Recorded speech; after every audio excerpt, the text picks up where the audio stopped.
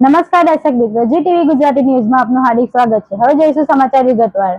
Surat city survey superintendent અરજદારોને બોલાવીને મોટી રકમની માંગણી કરી ભ્રષ્ટાચાર આચરતા હોવાના આક્ષેપ એડવોકેટ દીપક આફ્રિકાવાલાએ લગાવ્યા।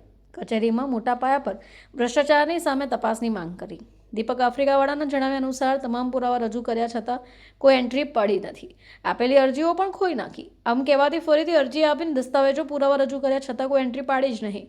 મેડમે ઉગ્ર થઈને કહ્યું કે હું કોઈ વકીલો સાથે વાત કરતી નથી, મારી ચેમ્બરમાં કોઈ વકીલને આવવા દેતી નથી, ચેમ્બરની બહાર જાઓ। અપમાનજનક અને ઉદ્ધતાભર્યું વર્તન તથા સિનિયર વકીલનું અપમાન પણ કરાયું।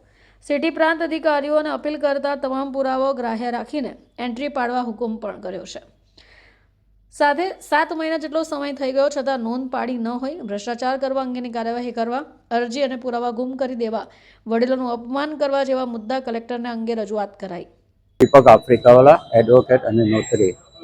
મારી રજૂઆત આજે city survey superintendent number 1 HR પટેલની સામે છે। સિટી સર્વે સુપ્રિન્ટેન્ડન્ટ નંબર 1 અને 2 ની કચેરીમાં ખૂબ જ ભ્રષ્ટાચાર વધી ગયો છે।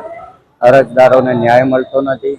મારા અરજદારે એમનું નામ દાખલ કરવા માટે અરજી કરેલી, તો અરજીમાં મારા આસિસ્ટન્ટ ગયેલા, તો મારા આસિસ્ટન્ટને એવું કહેવામાં આવ્યું કે તમે અરજદારને મોકલો, વકીલને મારી ઓફિસમાં આવવાનું નથી। અરજદારને મોકલ્યા તો મોટી રકમની માંગણી કરી, અને મોટી રકમની માંગણી કરી એટલે મારા અરજદારે મને વાત કરી, એટલે હું સિટી સર્વે સુપ્રિન્ટેન્ડન્ટને મળવા ગયો। મેં કીધું, મેડમ આમાં તો કાયદેસરનું કામ કરવાનું છે, કોઈ ખોટું કામ કરવાનું નથી, પછી પૈસાની માંગણી શા માટે કરો છો? કે તમને અમારી ઓફિસમાં આવવાનું કોણે કીધું? મેં કીધું ઓકે, તમે હુકમ કરશો તે જોઈ લઈશું। એટલે એમને અરજી નામંજૂર કરી દીધી। એની સામે અમે સિટી પ્રાંત સુરતની કચેરીમાં અપીલ કરી। અપીલમાં અમે જીતી ગયા, અને એના હુકમની નોંધ ફરીથી પાછી city survey superintendent number 2 HR પટેલે કરવાની હતી, એને કરીને અને હું રજૂઆત કરવા ગયો 2-3 મહિના પછી કે મેડમ આ તમે કેમ નોંધ પાડતા નથી? તો એમને કીધું કે અરજદારને મોકલો, હું વકીલને સાંભળતી જ નથી, મારી ઓફિસમાં વકીલને આવવાનું જ નથી। આવું મારું અપમાન કરીને મને કે તમે બહાર જાઓ એવી વાત કરી છે। આ અંગેની રજૂઆત હું કલેક્ટર સાહેબને કરવા આવ્યો છું કે સિટી સર્વેની કચેરીમાં આવો હુંકાર ભરાય છે કે હું વકીલને આવવા દેતી નથી, વકીલને સાંભળતી નથી, અરજદારોને સાંભળું છું।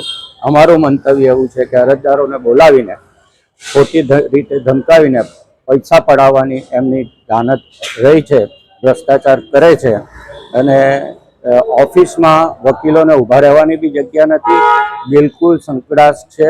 કોઈ સર્વેર મેન્ટેનન્સ સર્વે હાજર રહેતો નથી, જેનું સેટિંગ હોય એનું કામ કરીને બધા ફરતા થઈ જાય છે, બધાને ધક્કા ખવડાવે છે। એટલે મારી રજૂઆત એ પણ છે કે સિટી સર્વેની ઓફિસની કચેરી વ્યવસ્થિત કરે, વકીલોની હેમત જળવાઈ રહે, અસીલોને બેસવાની જગ્યા મળે, એ રીતની વ્યવસ્થા કરવી જરૂરી છે।